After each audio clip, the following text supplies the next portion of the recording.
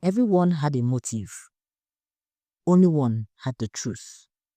This Nigerian true crime story follows a shocking Lagos murder investigation that exposed betrayal, secrets, and a killer nobody suspected.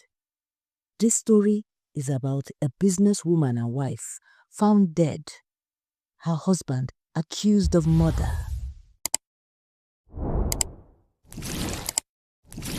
On the morning of the 25th of October, Noonu Odum kissed her husband and told him that she was going to check on one of the boutiques she owned, threw a hasty reminder to the cook about lunch, and jumped into the back seat of her car and together with her driver left the house. She was never seen alive again. The next morning, when the driver resumed duty at the house, sans his madam, he stepped into the waiting arms of an insanely anxious boss who refused to believe his protestations of innocence. His explanations of yesterday's events were that, en route to the boutique, she had suddenly ordered him to drive her to his home, where she abandoned him, got into the driver's seat, and zoomed off. Noonu's husband refused to believe him and instead called the police. The driver was arrested, but shockingly, only a few hours after, it was Noonu's husband's turn to be picked up and charged with his wife's kidnapping. The kidnapping charge escalated to murder when her corpse was discovered carelessly tossed on a heap of rubbish on the outskirts of Lagos, and her conspicuously red Toyota abandoned about a kilometer away.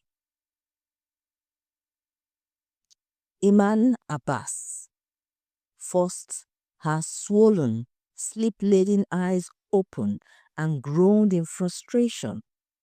The shrill ring of her mobile phone, which had woken her up from the depths of a dream about an all-night work-related shindig, continued unceasingly, and she groaned again. With her face pushed into the pillow, she stretched a reluctant arm out from under the bed sheet and made a grab for the noisy phone. Putting it close to her ear, she muttered a sleepy hello. The voice on the other end instantly swept away all traces of sleep from her eyes and set her heart pounding. Despite herself, the memories came flooding back into her mind. She jumped up from the bed with the phone still glued to her right ear. The voice was speaking. "Iman, can you hear me? Hello?" "Yes, I can hear you." "I never expected to hear from you again," Iman answered calmly, not betraying her anxiety. There was a brief pause and then the answer came, weighed with sorrow. "I can't begin to tell you how much I regret what passed between us. And anyway, there is no time. I have only a few minutes to make this call and I'm in serious trouble. Iman, I need your help." "Help? How can I be of help? By the way, where are you calling from?" The words were delivered in a flat, hopeless tone. "A police station." A few hours later, Iman walked into the police station and straight into the DPO's office. Behind her trailed her ubiquitous cameraman, Sule, and they were going to interview a suspected murderer. Just over an hour ago, she had called her boss and explained the circumstances of the case to him, and he, in turn, had called the DPO and set up their appointment for this morning. The policemen greeted her entrance with warm smiles and glances of suddenly dawning recognition. For Iman Abbas was the star of the popular crime TV show Crime News Network, shown at 8:30 every Friday night on a private TV station. The show was modeled after the hugely successful investigative stroke entertainment news program, Network Newsline, which premiered on NTA in the 90s. The only difference was that Iman's show was focused solely on the investigation of criminal events, in cooperation with the Nigerian police and in full view of the eager Nigerian public. Within minutes, a policeman was ushering the suspect into the office where Iman, the cameraman, and the DPO waited. This was the man who was suspected of murdering his wife, and his name was Felix Odu. Iman glanced up into the face of the man, whose wife's body was found in a pile of refuse, and her eyes assessed the same man who had heartlessly flung her hat on the ground and viciously stomped it into the dust, leaving her a bitter, cynical woman. Their eyes met in the suddenly silent office, and she remembered their 2-year relationship, which started the same year she began her National Youth Service and crashed the day she walked into his flat and caught him in bed with his purported cousin. During the heady days of their affair, he had introduced her to a bunch of his female cousins, and she had never suspected anything. Even now, many years after, he still affected her. Her chest tightened and her breath shortened at the sight of him. Felix was fair and of average height, with the same broad shoulders that she had once loved caressing. But the day-old stubble on his face was a new development. So too was the dead light in his once twinkling eyes. Forcing her mind to the life and death issue at hand, she signaled to the cameraman and the camera came alive. Holding the microphone aloft, she began the interview. In his rumpled shirt and trousers, he perched on the edge of his chair, face wreathed in confusion and anxiety. He said, "I called you because I need to make sense of what is happening to me.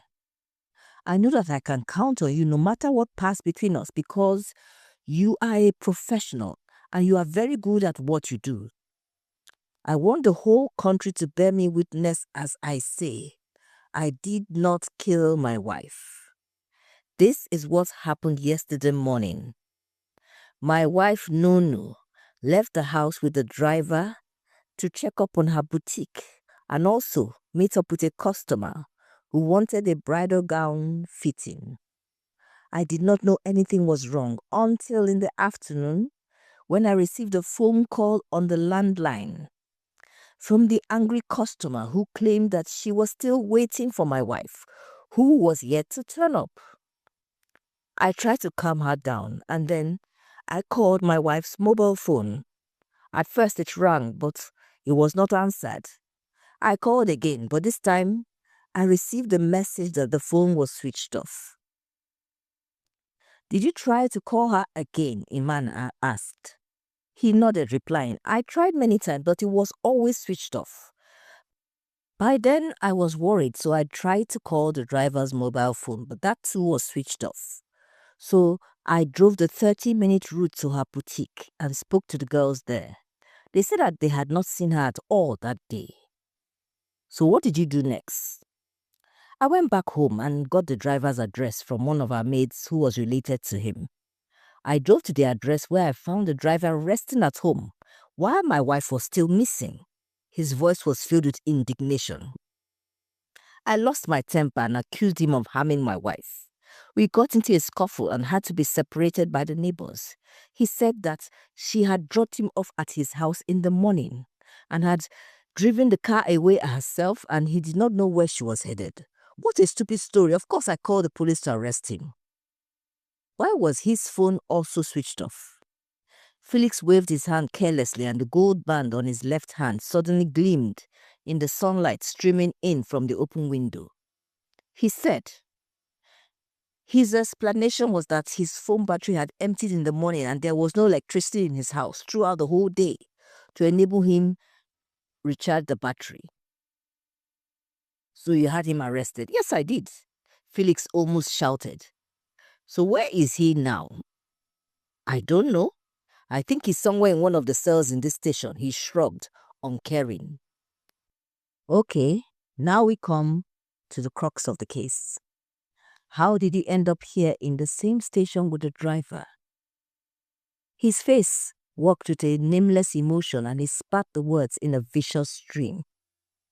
He fed the police with a fabricated tale about my desire to kill off my wife so that I could marry my mistress. What a preposterous story. I loved Noonu with all my heart and I could never ever hurt a hair on her head. The worst thing about it all is that the police believed him. A terrible injustice has taken place here and an innocent bereaved husband has been accused. She thrust the microphone closer to his lips as she asked, "Do you have a mistress?" They all watched his eyes dart about for a second before his expression darkened and he mumbled, "Yes, but I love Noonu. Please, answer with a yes or no." "Yes, I do." "Is it true that she is a former patient of yours and that you have been seeing each other for nearly a year?" He cleared his throat and nodded. "Is it also true that she had been a regular visitor to your matrimonial home whenever Noonu traveled out of town?" "Yes, but..." "Yes or no, please." "Yes, she has." "Is it true that in recent times your marriage had been going through a bad patch?" "I don't know where you got that information from, but let me state now that there is no marriage that is perfect. Marriage is a lifelong process of relearning and readjusting, and when there is a foundation of love, there's a reason to fight for the marriage." His face was stern and his eyes bored into hers. She maintained the stare as she repeated her question, adding, "I received a report from your neighbors that you and your wife were often heard quarreling and screaming at each other.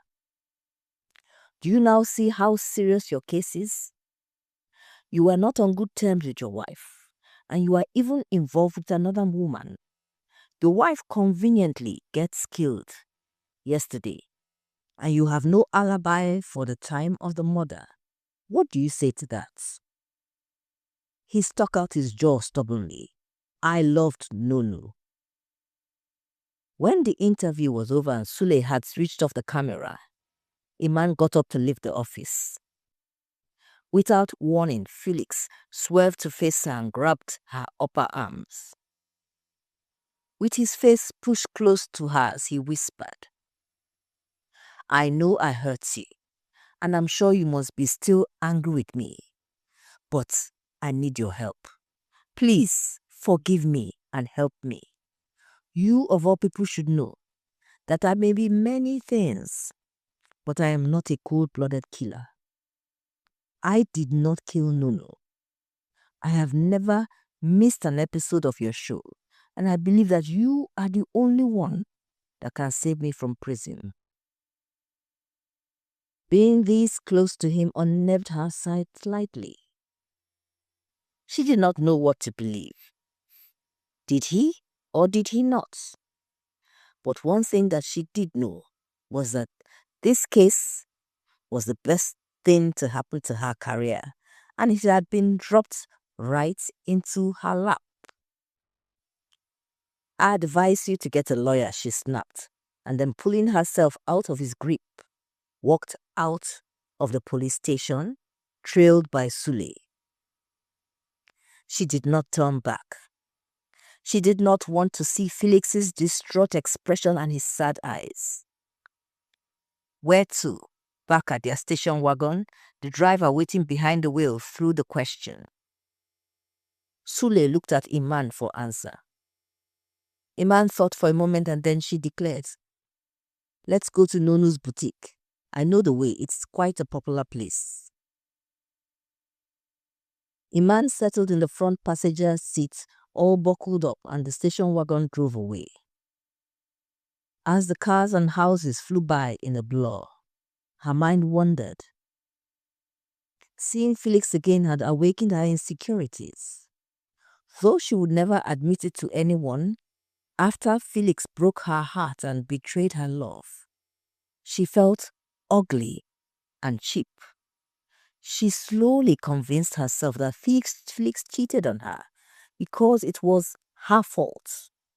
She was not beautiful enough, not smart enough, and not attractive enough.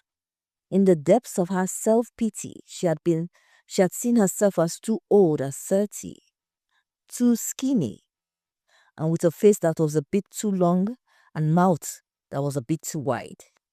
Her eyes had failed to notice her silky smooth skin and her enormous wide lashed eyes.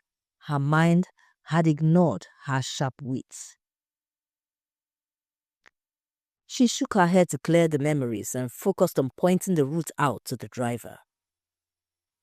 They arrived at the boutique in a few minutes and parked right by the road, beside a small sweets and biscuits shack. As Iman and Sule climbed out of the wagon with their equipment and entered into the dark boutique, curious eyes on the street watched them, wondering what was happening. Inside, the atmosphere was solemn and dull. Though there were tons of lovely clothes, shoes, and bags in the shop, business had obviously ground to a halt. There were no customers. Mother was not good for commerce. There were two bored-looking sales girls hanging around the entrance. Iman got down to business immediately. "My name is Iman Abbas, and I am with Crime News Network. I have a few questions to ask you about Noonu Odum, your late employer." The bolder girl with loud orange lipstick plastered over her generous lips spoke first. "Oh, I recognize you. I watch your program every Friday. What do you want to know?" "Did your madam come to the shop yesterday?" Miss Orange Lipstick rolled her eyes and said, "We already told the police that we did not set our eyes on her throughout yesterday. The last time she came here was 2 days ago. She was supposed to pay our salaries yesterday, but now, with her dead and her husband arrested for murder, we do not know when we will get paid." Iman cut in quickly. "Do you know if your madam had any enemies?" "Enemies? But don't you know that her husband killed her?" "He is only a suspect, and there is no way yet to prove whether he actually committed the crime or not." "Did your madam have any enemies?" The other girl in an unkempt afro chipped in. "We don't know of any enemies." "Can you describe your working relationship with the late Mrs. Odum? Was she a good boss?" The two girls paused to look at each other, and then Orange Lipstick took charge again and answered. "I am not one to speak ill of the dead, but Madame was very quarrelsome. She could use her tongue to cut you to pieces. We dare not contradict her in any way." Afro bent forward to whisper conspiratorially. "There was another girl who started work here last week, and she only spent a day before she quit. She dared to argue with Madame, and Madame exploded in anger. She threw a hot cup of tea at the girl." "I see."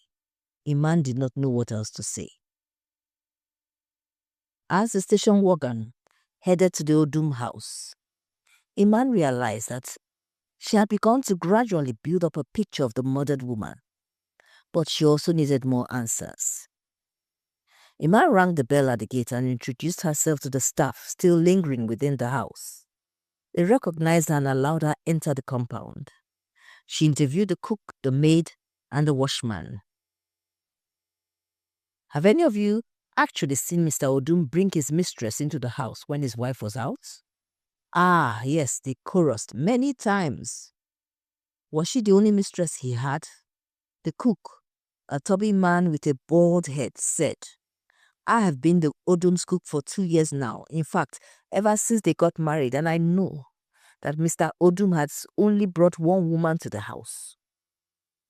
I don't know if he has others somewhere else, but it is only Elsie, that's what she asked me to call her, who has visited the house."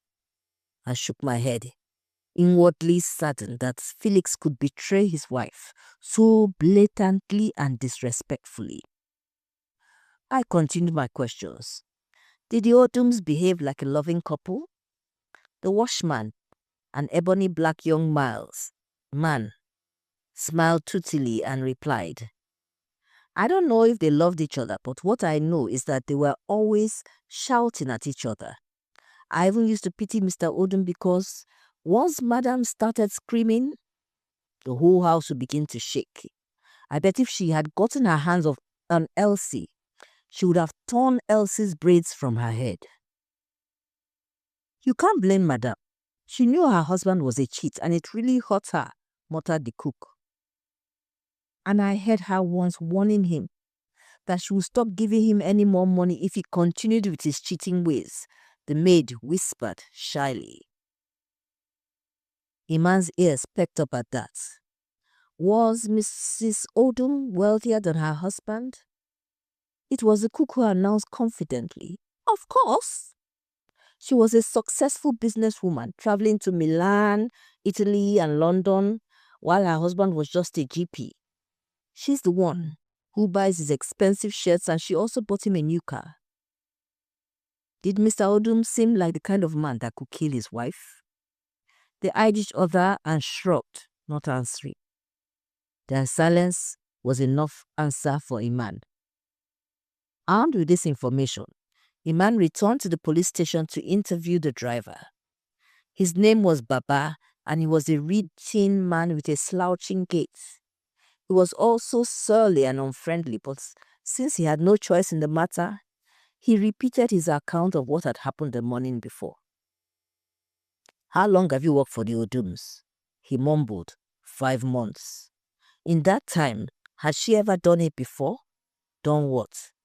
Dropped you off at home and taken the car herself? No. I see. Where did you usually drive her to? The boutique, the market, her friends' houses, places like that. Can you give me the addresses of her friends' houses? She mostly visited her 2 friends, Mrs. Anthony and Mrs. Dilly. They both live on the mainland in Ikeja. He gave her the 2 addresses and asked, Have you finished with the questions? Yes, that will be all for now. He got up and calmly followed the policeman back to his cell.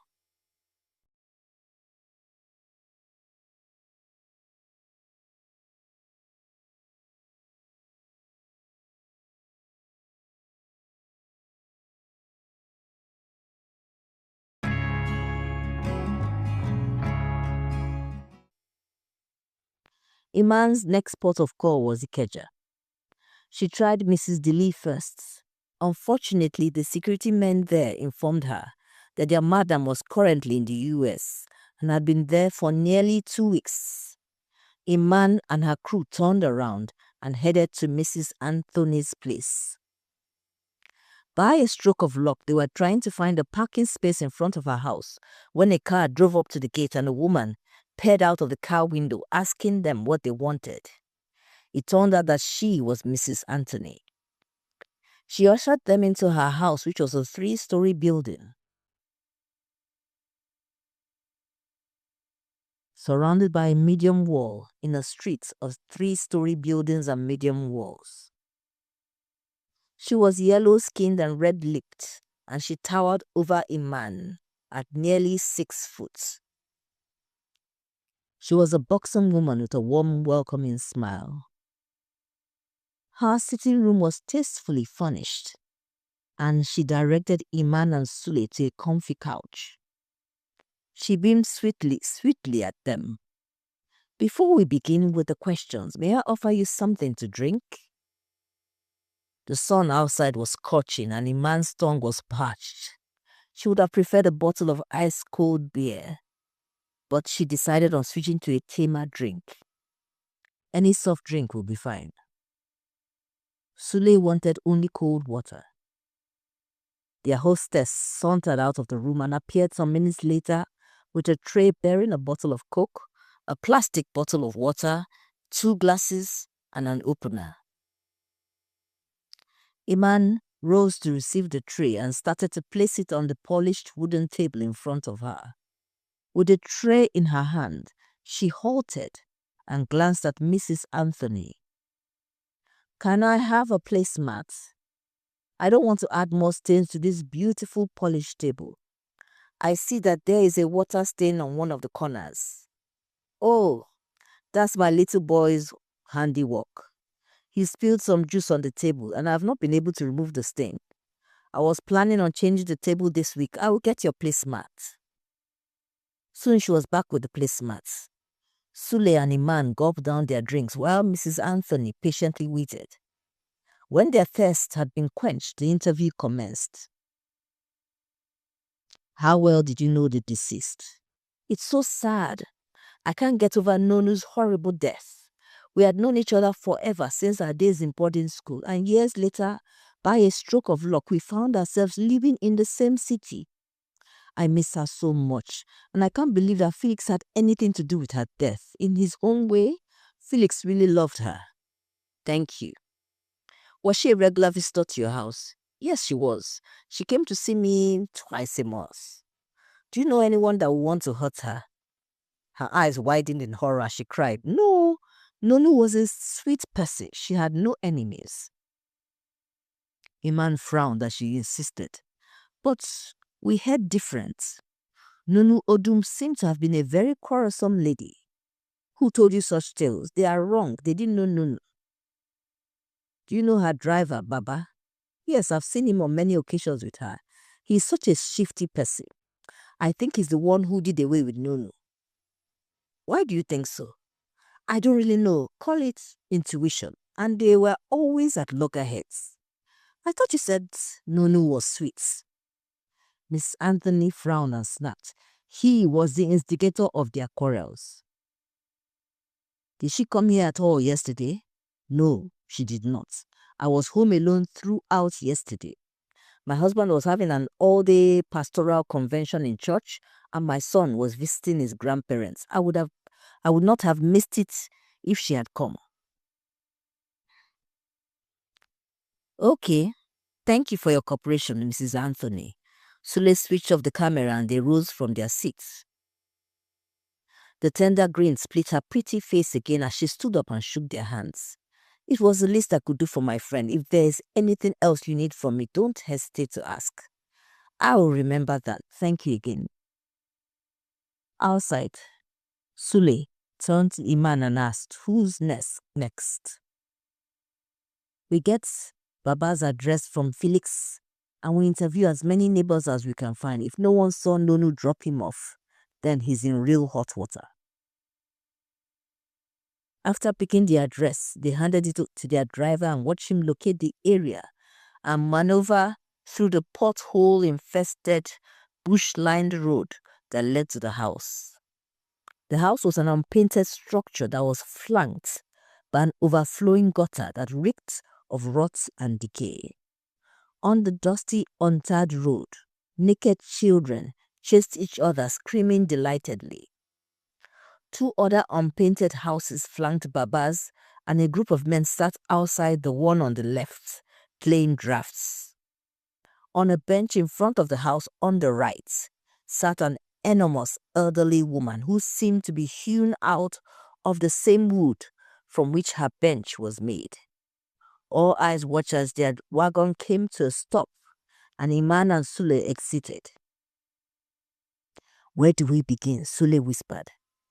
Iman nodded at the fat wooden woman. We start with her. Good afternoon, ma'am. My name is... I know who you are. Her voice was as wooden as the bench. What do you want? I want to confirm that Baba's story is true. The old woman's black pupils bored into Iman. She asked, which Baba? Is it the Baba who lives next door? The one who's a driver to the rich people? The one who is in the police station now? Yes. Did you see the car that came to drop him yesterday morning? The red car? I saw it. It was early in the morning and I had just had my breakfast. Then I heard the sound of a car. I looked up and I saw Baba coming out of the car and Mrs. Odum also coming out. She said something to him and then she entered the car again and drove it away. Baba turned and went into his house. Thank you, ma. You have been very helpful. By the way, has the power company NEPA finally restored electricity? No, we have not had light for many days now. I pray that NEPA will have mercy on us. The group of men playing drafts were not as helpful. Two of them claimed not to have seen the car, but one of them said that he had bumped into Baba that morning and he was surprised to see him in the area at that hour of the day instead of at work. As today was a Friday, Iman returned to the office with the tapes of the day's interviews so that they could be edited in time for the program this night. She then rushed home to her two-bedroom flat where she lived alone to rest, shower, and change her clothing. At 8:30 p.m. exactly, she was smiling into the camera and welcoming the entire people of Nigeria to the show. She began. Yesterday at 10 a.m., a prominent businesswoman and owner of Bowley's boutique, Mrs. Noonu Odum, said goodbye to her husband and left the house with her driver. Her body was discovered a few hours later on a pile of rubbish in a rough part of the city. The police swung into action and called the driver and Mrs. Noonu Odum's husband for questioning, based on reports they received. But the question now is, who killed Mrs. Odum and why? Earlier today, I went out into the streets to question a few people who knew the victim. This is the report of my interviews. The camera switched to the tape playing on the video. When the show ended an hour after, Iman heaved a sigh of relief. Now, she could return home for a long night's rest. Good job, a colleague called out, and Iman felt a rush of pride. She was good at her job. TV reporting meant the whole world to her. She had little or no social life. She picked up her handbag and started to walk out of the door. "Hey, Iman!" A cameraman hailed her. She turned to look. "The station manager wants to speak to you." "Her boss?" Iman groaned inwardly. "Not now." She swerved round and headed for the office. The station manager, Ahmed, was a stout-faced man perpetually clad in white. At her entrance, he glanced up at her and said, "You did well today as usual. I just got a strange call a minute ago." "From whom?" "Someone who had just watched the show. Someone who witnessed one of your interviewees driving the red Toyota out yesterday evening." Iman's eyes lighted up in excitement and her boss chuckled. "You mean we have a witness?" she blurted out. "Yes. This is his number and address." He held out a sheet of notepaper. "I'll go and see him right away." Ahmed nodded smugly. "I knew you would say that." Iman rushed out of the office calling for Sule. Luckily, he was still in the station and he was as thrilled as she was at the new development. He logged his camera and they went down to the car park to pick their driver and station worker. As Iman hurried into the car, something ate at her mind, but she could not immediately remember what it was. It was when they were 10 minutes away from the station that it came to her. She quickly dug her hand into her jeans pocket and removed the scrap of paper. She stared at the address. That was when she knew who the murderer was. The caller was waiting for them in his third-floor flat. When Sule was ready, Iman began. "Barely 20 minutes ago, we received an earth-shattering tip from someone who had watched today's episode of Crime News Network. And now here we are, sitting face to face with him in his living room. Now, sir, can you tell us what you saw yesterday evening?" He stared into the camera and announced, "My name is Donatus, and I live in a flat in Ikeja.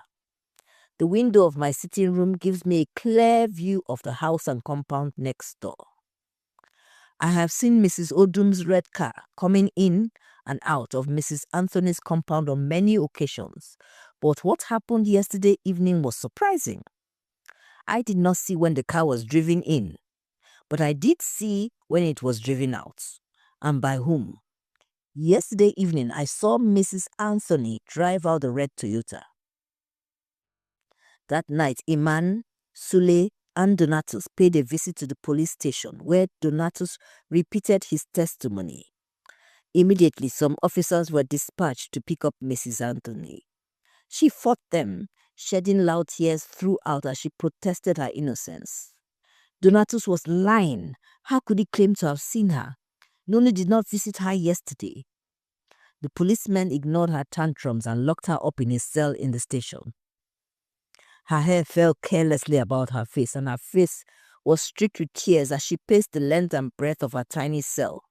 She sobbed throughout the night, and when her husband came to see her in the morning, he was astounded at the drastic change in her appearance. They allowed him into her cell. The instant she set her eyes on him, she wailed. "I'm sorry, darling. It was an accident. I did not mean to kill her." His eyes widened in dread and he groaned. "Oh my goodness, what have you done?" He dragged her hands through her hair as her wails increased. We were struggling, and then she fell and hit her head on the table. I didn't know what to do when I saw her just lying there unmoving. There was blood everywhere. "Why didn't you call the police, darling? Why didn't you?" He was weeping too. "They would have thought I deliberately killed her." "But why? Why?" "Because she was blackmailing me." "What?" A man turned to signal to Sule, "Are you filming this?" And then she saw that he was covering every bit of the drama. The policemen had stopped what they were doing and they were avidly watching the soap opera unfolding before them. Mrs. Anthony hugged her arms around her body and wailed louder. "I'm sorry, darling. Please don't hate me. Please don't hate me. You are the love of my life." He grabbed her and pulled her into his arms. Her shoulders shook heavily as she cried, and the man felt a deep sorrow. Mr. Anthony's face was wreathed in crushing grief, and his eyes gleamed red. "Why was she blackmailing you?" "She knew. I once confessed to her that our little boy was not yours." "I'm so sorry, honey. I had an affair a few years ago and I mistakenly got pregnant. I did not know how to tell you. I was so scared that you would leave me and I would never see you again. Noonu advised me not to confess to you. Instead, she said that I should pass the child off as yours. I did not know that evil woman had something up her sleeves and I listened to her. I was a fool. I should have come clean years ago. Instead, here I am, a murderer as a result of my lies." "It was an accident, honey. I know you are not a cold-blooded killer. I'm only disappointed that you prefer to trust Noonu Odum and not me. I would not have kicked you out. I love you. We would have worked it out." "She started blackmailing me when you became a pastor 2 years ago. She said, how would it look for the wife of a pastor to be the mother of an illegitimate child conceived out of adultery? She also demanded that I had to pay her 500,000 naira every month as hush money. That was too much. I begged and pleaded with her to reduce the price and she finally agreed. I now was to pay her 300,000 naira. She never let me forget. I'm sorry, my love, but I hated her. I hated Noonu Odum. Paying the money caused a severe strain on my finances and I didn't know how to get out of the trap I dug for myself. When she came to see me yesterday morning, she was smiling and gloating like the devil she was, and I just lost my temper. I told her that I refused to pay her a kobo more. I was done. I had no money. She became crazy with anger and she picked up her mobile and began to ring your number. She threatened to tell you everything and I just went crazy. I grabbed the phone and we struggled for it, and that was when her stiletto heel twisted and she fell hard, hitting her head on the edge of the table. Blood poured out like a tap and she slumped. I couldn't feel her pulse. I panicked and dragged her body into the bedroom and wrapped it in an old shower curtain. I knew you would not return to the house till the early hours of the morning, so I had a few hours to dispose of her body. I cleaned up the sitting room and wiped the table edge with warm soapy water, which cleaned off the blood but left a white stain. At that moment, her mobile started ringing. When it finally stopped, I switched it off, wiped it off with a hanky like I see them do in the movies, and I threw it into her car. When darkness fell, I carried her body down the stairs and into the boot of her car. Then I drove as far away as possible and dumped the body on a heap of refuse. I abandoned the car there and took an Okada back home. That same morning, Felix and Baba were released from police custody. The first thing Felix did when he got home was to terminate Baba's employment. He decided that he did not need to work with untrustworthy staff who rat on their employers, how staff also found themselves out on their ears. He rehired a new cook, washman, driver, and maid. In appreciation and gratitude for a man's incalculable help, Felix sent her a sheaf of 30 pink roses, the same number as her age, and a gold jewelry set comprising earrings, necklace, and bracelets. She accepted the roses but returned the gold jewelry with a card that read, "I was just doing my job." 2 months later, the case was arraigned in the High Court and Mrs. Anthony was charged with murder. Her lawyer valiantly fought for the manslaughter charge and won. She was sentenced to 5 years imprisonment for the manslaughter of Mrs. Noonu Odum. Throughout the course of the trial, her husband remained by her side, faithful and forgiving. She realized that she had gravely misjudged her husband's love for her, and now she would spend 5 years of her life in jail. She would miss her son and husband. One Saturday morning, a man was vacuuming the rug in her sitting room when the doorbell pealed. She opened the door to find Felix standing there, a warm grin on his good-looking face. She sucked in her breath, surprised and a tad anxious. "Hi, Iman, you know what they say about mountains and Mohammed? Oh, is there anything you wanted?" "To see you. I have something to say to you." "Okay, come in." He lounged easily, legs sprawled on her couch. Opposite him, Iman perched uneasily on the edge of her couch. He sat up, held her hands and said, "I am sorry for what I did to you all those years ago, and even if you will never admit it, I know that you were devastated to catch me in bed with... Anyway, what I came here to say is that it was not your fault. I was the one who was at fault. You are the best thing that ever happened to me, and I did not appreciate what I had until you left. I don't deserve you, and now seeing you again brought back all those memories. I've watched your show for many years and wondered to myself that if you would give me another chance, if I asked you, do you know that they are very pretty and great fun to be with? I've always loved your intelligence and your limitless talents. I don't know if you could find it in yourself to give me another opportunity to show you how much I care for you. I want you back, Iman, this time forever." Iman gazed into his face, and like the dawn of early morning sunlight, she could see clearly now. Her body still itched for his touch, but her mind was lucid and focused. In his emotion-filled eyes, she discerned that he really meant what he just said, at least for now. But she knew Felix. If she said yes to him, he would love her and inflame her heart with passion for a while. And then, slowly, the boredom would crawl in, and his nose would begin to sniff for new flesh. And anyway, he had not mentioned if his mistress was still in the picture or not. A smile crept onto her face, and emboldened, Felix grinned triumphantly. He tugged her forward, but she pulled back, still smiling, and said, "You are right, Felix." "Yes, sweetheart, we are meant for each other." She shook her head. "No, that's not what I meant. You are right. What happened in the past was your fault, and you don't deserve me. There's something fundamentally wrong with you, Felix, and you have to find out why it is so hard for you to commit to a woman. I wish you luck in your future, but I will not be there to share it with you. Goodbye, Felix." She drew her hands out of his and jumped to her feet. She stomped to the door and held it wide open. "Goodbye." "But Iman, I love you and I know you still love me. I deserve better than you. Goodbye." Shaking his head in shock, Felix lumbered to his feet and walked out with leading feet from her house and out of her life.